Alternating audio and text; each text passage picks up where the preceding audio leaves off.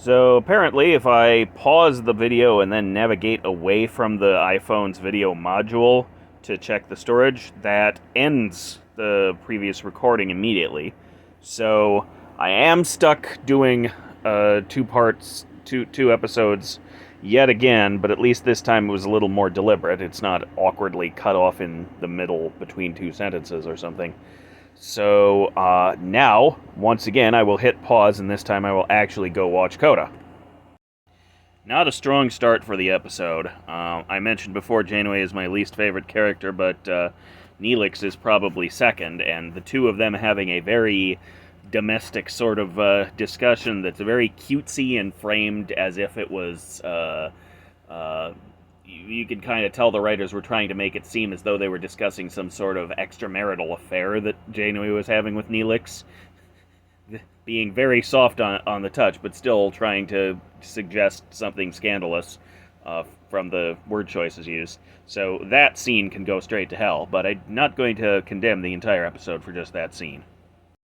So in complete contrast to the Neelix scene, the Chakotay and Janeway scene, where they reveal what was actually going on, is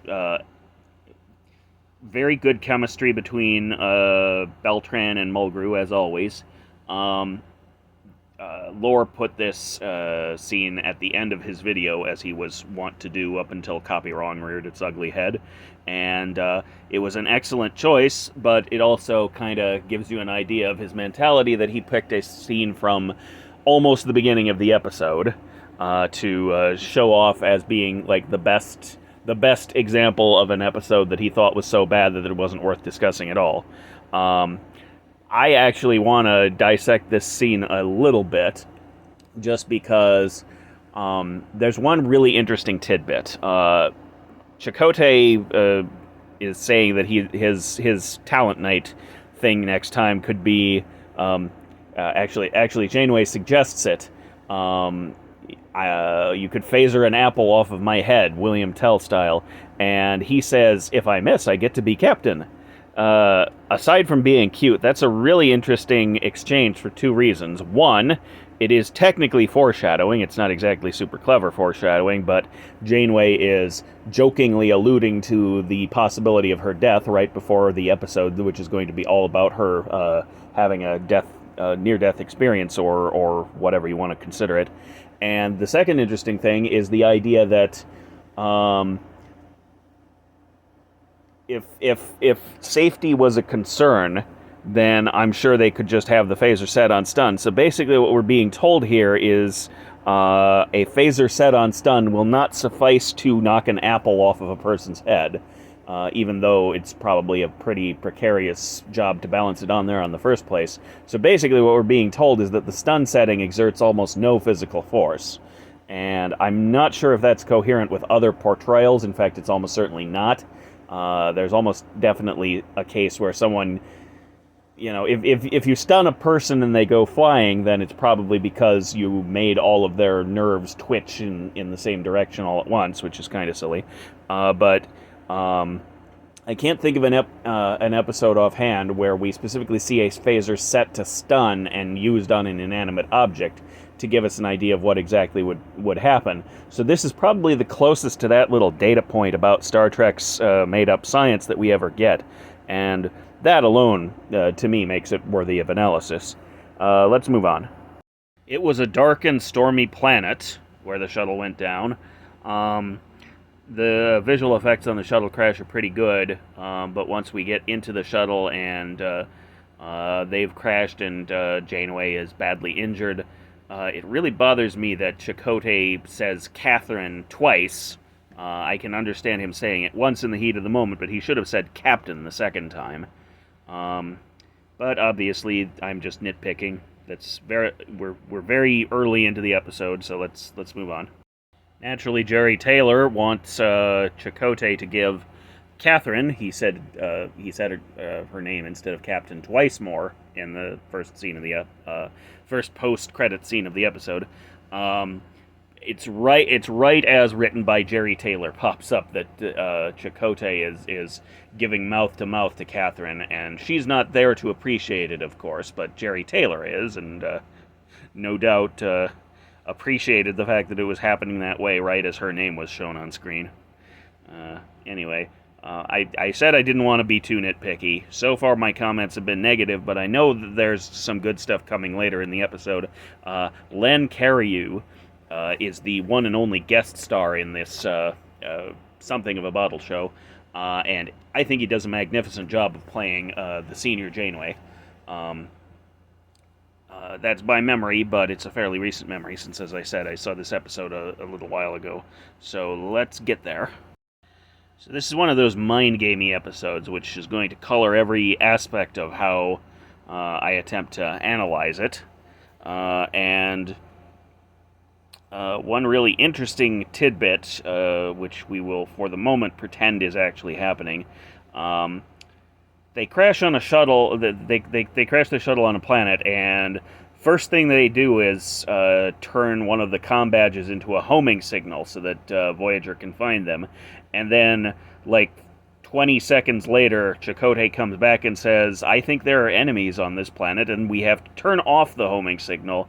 That's actually Janeway's idea. I think it was Chakotay who came up with the homing signal a minute ago, and then Janeway said we have to turn it off so that we're not attracting enemies to ourselves. Given that we know this is a mind game, that's very interesting to think about, and wish I had caught for certain which one of them it was. I think it has to have been Chakotay who suggested it, and so. So Janeway was unconscious, and Chakotay was desperately struggling to get her breathing again. And it's not clear whether this has happened or not. I'm pretty sure this is part of the mind game, but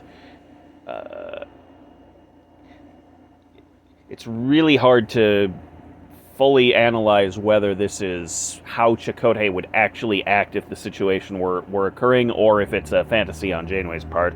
I think when Lore was analyzing the episode, he took it as read that it had to be a fantasy, and I agree that it seems a little out of character for Chakotay to get quite that worked up, but I'm not convinced that it is. If I imagine it being B'Elanna instead, I feel like he might have had the same reaction, and at this point in the storyline, pre-Scorpion and post-Resolutions, Janeway and Chakotay are supposed to be fairly tight with each other. They've kind of decided not to go the romance route because it would be unprofessional, but if I remember correctly, they are consistently throughout the entire first season portrayed as caring very deeply about each other. Very kind of a 2.0 of the relationship between Picard and Beverly over on TNG. So I'm inclined to give this one more lenience than Lore did. I think that it might actually represent not a character assassination of Chakotay for Janeway's benefit, but an appropriate representation of the relationship between them. Let's hope that holds up. Okay, so we've had Janeway's first death. This is also not a good scene, but I did appreciate it because it has the Vidians in it, instead of one of the other enemy races, such as the Kazon. The Vidians, Lore made a point that he didn't like them because they were gross. I always have liked them specifically because they are gross. They are basically my second favorite of the enemy races that we see in Voyager, exceeded only by species 8472, the two appearances that they ever made on the show, because the third time that they showed up, that was clearly not them. It's all some elaborate Voth plot to frame them so that the Federation will attack fluidic space or something. That's officially my story, and I'm sticking to it. Anyway, I like the Vidians a lot because I like the idea that they're not a super evil species, except that they have gone to the ultimate extreme of survival at the expense of living, to use Lore's terminology. And so they make a good bad guy race, because even though they are really disgusting to look at, I always have a degree of sympathy for them, because the idea that we're supposed to take into effect is that they're a truly desperate race who cannot stay alive without doing these piratical things. And as someone who has come very close to meeting a bad end many times in his life, but has not actually taken the plunge, as it were. My perspective on things is a little different. I look at the Vidians and very much see the unfortunates of our society from an outside view, and am really glad that I'm not in their shoes, but at the same time I feel a great deal of compassion for them because of how close I've come to joining their ranks. And so the Vidians kind of perfectly symbolize all of that. They're for medical reasons instead of economic reasons, but it really works for me regardless. I see them as unpleasant and to be avoided, certainly, both because they're predatory out of desperation and because they carry this disease. Supposedly it's not communicable, but we don't know too many details about that. They are a good enemy race, in my opinion, but what is not good is the fact that something like 4 of them are ambushing Janeway and Chakotay basically shouts a warning and gives them the chance to shoot first. 4 armed guys versus 2, you should always seize your initiative in a situation like that, especially if you have weapons that have a stun setting and your opponents have weapons that can be pointed at you to instantly teleport your lungs out of your body. So that is very poorly conducted, and then after one shot takes down Chakotay, the Vidian then strangles Janeway, and she does a very... This is a good illustration of why I've never liked Mulgrew as an actress or Janeway as a character. She does a very helpless, flailing, girlish job of being strangled to death. She doesn't actually look like she's being strangled to death at all. She looks like she's putting on a amateurish stage play of it and trying to be as melodramatic as possible in order to put on a good opera-style showing of it instead of actually making it happen. So, given that this is a mind game happening in her head, I can sort of believe it, especially if we go with the interpretation that Janeway as a character is very heavily influenced by the personality of Mulgrew, the actress who was playing them, which is that's a whole other conversation. But based on what I'm seeing, I kind of call BS on this, and so I said I was going to defend this episode. So far, we haven't gotten very many opportunities for me to do that because it is a Jerry Taylor story. It is a Janeway Mary Sue story. It's got some redeeming aspects, but not too many of them have come out so far. Okay, so the next scene was actually a pretty good one. Some repetition, of course, but then immediately Janeway is like, uh-oh, we're stuck in a time loop. And fans such as myself who had been following Star Trek since The Next Generation would remember the episode Cause and Effect, if they had seen it all. It's one of the most unique and memorable episodes in all of Star Trek, as well as one of the better ones, I would say, but not the absolute best. Anyway, you get the very clear impression that Captain Janeway has read Captain Picard's logs about the incident, and so she's aware of that and probably similar things happening to other Starfleet vessels. So she and Chakotay are both very on top of it as soon as they realize that they're having deja vu. They can't do anything about the fact that a full-fledged Vidian warship comes out of nowhere to ambush them. But it's a pretty good space battle and very, in my opinion, competently executed on their part. It's a little silly that they even try to fight instead of, running and hiding inside a gas giant or whatever. But they do the best they can with what they have available, and it kind of makes sense to me. The only thing that I could see doing differently about this scene is that the minute that they realize that they can't avoid being captured by the Vidians, the reasonable thing for both Janeway and Chakotay to think they needed to do was immediately vaporize themselves so that they couldn't have their organs harvested. But anyway, I was very with that scene. It was a nice change of pace from before. The way that Chakotay talks during the third time loop makes it seem as though it wasn't the third one, but that there were several more that we didn't see on camera, which is an interesting question to debate, whether we're actually meant to assume that they leaped to the conclusion that they were in a time loop after only 3 repetitions, or if there were more in the middle that were basically identical to the ones that we saw, and they had a slowly growing awareness. Again, kind of vaguely consistent with how Cause and Effect portrayed it. So I'm pretty with it so far. They have now made it back to Voyager, and the fact that Voyager got close to them actually lends more strength to the idea that they were in some sort of localized temporal anomaly that was causing them to repeat time, but did not affect Voyager while it was far away. So again, so this part of the episode is pretty well constructed, and I'm with it.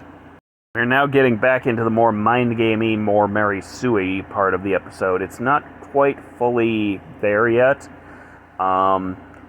Janeway is the only one who remembers anything about a time loop.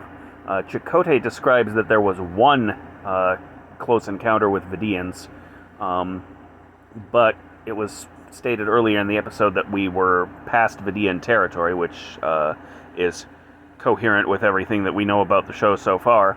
So, if viewers were watching this episode at the time it came out and were in the mentality of the show up to this date and without future knowledge, this is definitely suspicious, and kind of has a similar vibe to other episodes where one crew member is out of sync with the rest of the crew in terms of awareness of reality. So it's kind of right on the edge of being a good episode or a bad episode in this one scene. You could easily tweak the writing of this scene to make it seem either more or less acceptable as being what's actually happening versus being the mind game. Just talking about transmission of the phage, which is what this next episode is about, or this next snippet of the episode, rather. Janeway apparently has it. This is the only case that we ever get of a Voyager crewman picking up the phage. As far as we know, otherwise, it's species-specific to Vidians. It would change a lot of things about things like the Vidian slaving operation back in Faces. If the phage was capable of jumping species, we know that they deliberately infected Klingon B'Elanna in that episode. But whether they had to go out of their way to make that happen is dubious. So as far as I know, this is the only case that we have, and of course it didn't really happen. But if we pretend that it did, the likeliest explanation that we can come up with, even though this is not visible in the episode, is that